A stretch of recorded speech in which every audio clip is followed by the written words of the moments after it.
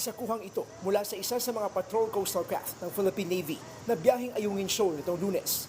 Kita kung paano naghabulan sa dagat ang mga barko ng Pilipinas at China. Napalibutan ng Philippine Navy ng ilang high-speed patrol boats ng Chinese Coast Guard.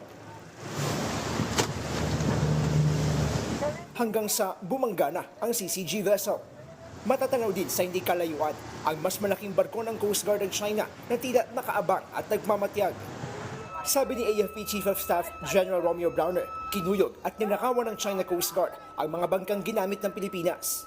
Sumampa pa ang mga Chinese sa isa sa mga rigid hull inflatable boats o RIB ng ating Navy. Yung isang rib natin, inipit nila, no? And then sa kanila binoard, no? But of course, yung tropa natin tried to prevent them. So may mga nakuhang mga barel, no?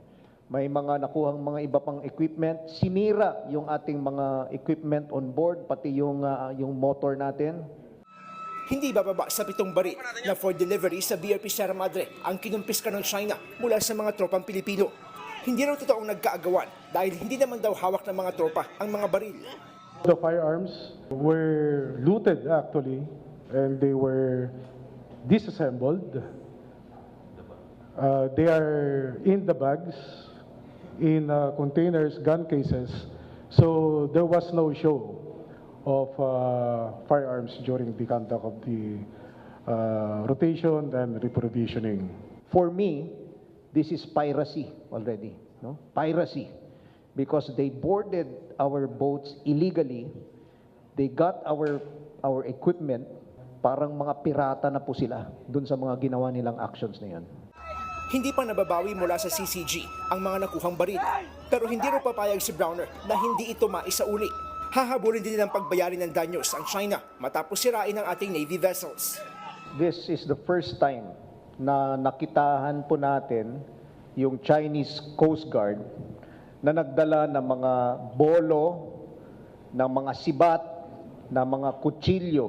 Yun po yung ginamit nila na pangsira, pangbutas dun sa mga rib natin, sa mga rubber boats natin, no? Kitang-kita po, we saw in the video how the Chinese even, no, threatened our personnel by pointing their knives at our personnel. Despite this, lumaban po yung ating mga sundalo, no? Lumaban po with their bare hands, no? With their bare hands. Makikita nyo po, tinutulak nila yung rib ng kalaban pa, ng Chinese Coast Guard palabas.